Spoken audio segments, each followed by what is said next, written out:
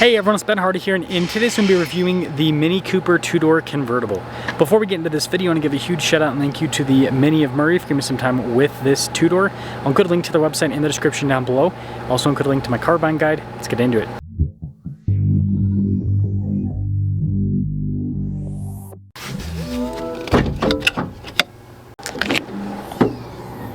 Under the hood, we have a turbocharged 2-liter 4-cylinder that goes through a 7-speed dual clutch. It puts out 201 horsepower and then 221 pound-feet of torque.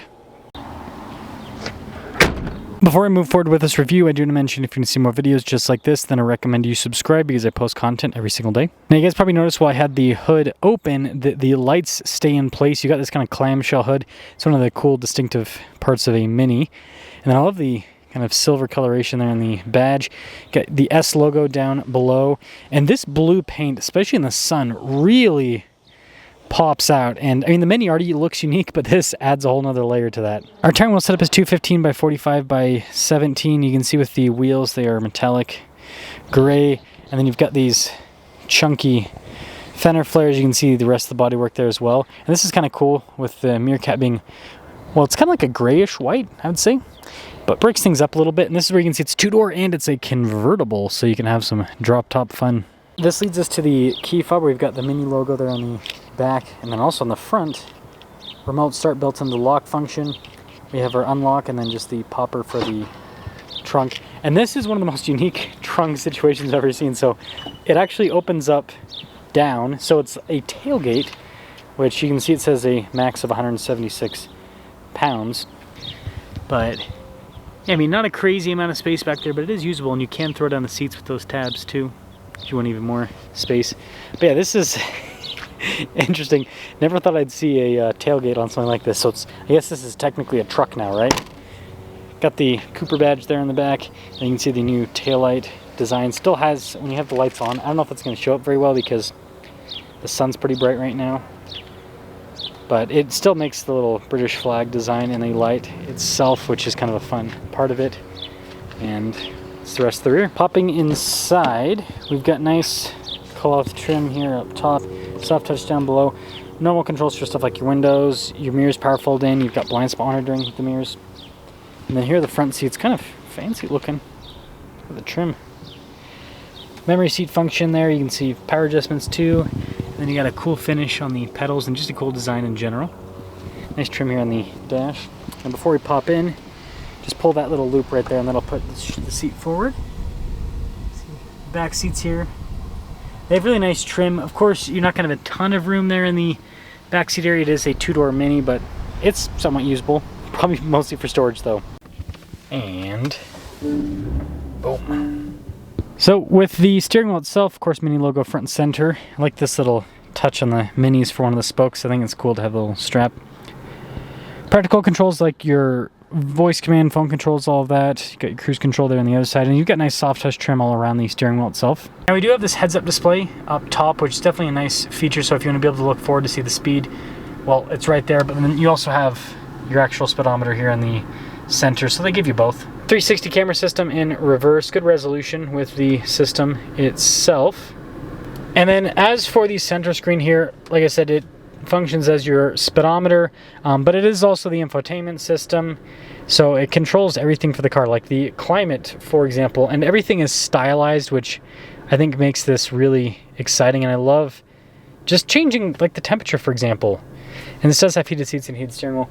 But yeah, it's very thematic, which makes this more exciting than your regular car. And you do have really cool trim all across the dash here, another little strap there as well. And then some physical controls down below for like transmission select, your engine stop start, your drive mode select, which they call experiences, and then volume control. You can see here for like defroster and everything. And with those drive modes, quickly go through them. So you've got your go-kart, makes fun sound. But basically you've got drive modes for like, that's your kind of like normal mode. You've got your eco, personal, and then I think this one's fun, timeless. It's kind of the general look. And then balance, which is kind of just like minimalist. But yeah, you can change how the center looks here, and this is one of the benefits of going full digital. Got a little charging area, I guess is what we'll call it. Like another strap there as well. Cup holders, and then a little strap to pull open the center console there. And we've got some USB ports down below. Here's a better look at that whole section. Regular glove box, and then this is for the top to open or close it. So if you want to open it, just push it down. I like how you can see the antenna. That is so that is so funny. I guess you have to hold it the whole time. Interesting. It's pretty quick to respond. Sorry, I accidentally let go with my finger. I'll show you guys what it looks like on the exterior. Retractable top movement complete. So here's a quick look at the exterior with the top down. Definitely a cool look. Some fun in the sun in your bright blue Mini. I don't think it gets better than that, right? Now pricing on this is just under $44,000 for the MSRP. Let's see how it performs. Well, start it up and, oh, wrong way. See how quick the top is here again. Yeah, pretty quickly the closing mechanism. I guess that's cool that you can have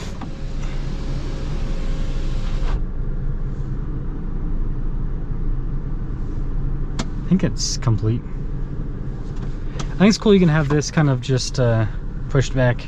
At least I'm pretty I did the wrong. This is one thing about the Minis. You got all the dials, and I pressed the wrong dial by accident. I meant to do the gear shift, and I did the I did the engine one. So that was kind of funny, kind of stupid, but kind of funny at the same time. So I've never reviewed a convertible Mini. I will say I am usually not a fan of convertibles myself, just because they're typically, well, a little bit more expensive, and when it comes to the driving, they're typically a little bit noisier with wind noise and all of that, which makes sense, right? Soft top versus hard top. But you do get fun in the sun, which for me personally, as someone who works outside every single day, I get enough sun. So when I'm in a car, it's like I want to be away from the sun personally, but I still see this as like one of the coolest convertibles you can get, because Minis are so fun to drive, and the style's really cool. And so you just kind of have this fun kind of laid back drop top kind of vibe to it. Kind of like the Volkswagen Beetle convertibles they used to do. But I think we can all agree that Minis are cooler than Beetles in terms of the look, and then just the drive. Just a more exciting car. And I do think that's probably part of the reason why Volkswagen ended up getting rid of the Beetle, is like, why buy one of those when you could buy one of these? Right? It's pretty smooth.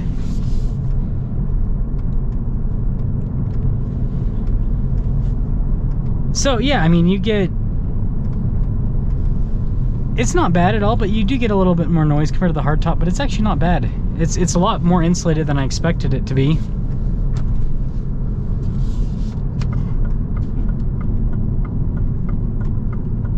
Yeah, a lot more insulated than I expected.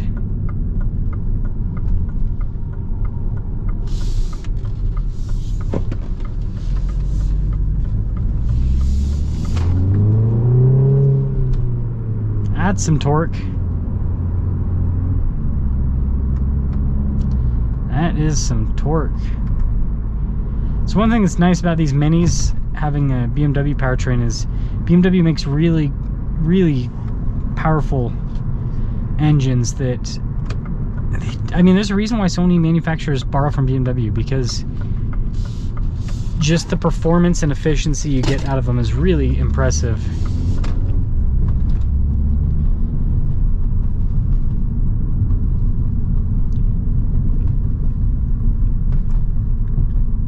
At least I think it's impressive.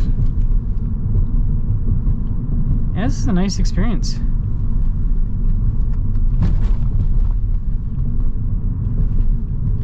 It's definitely going to be a little bit firmer with the ride because this is a sporty vehicle, but actually is not bad at all.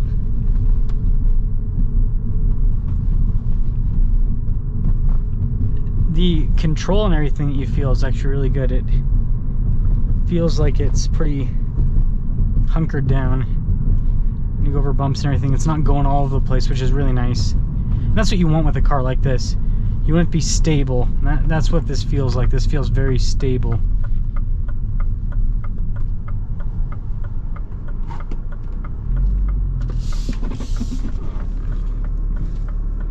So I think that's a plus, if you ask me, a pretty big plus, all things considered.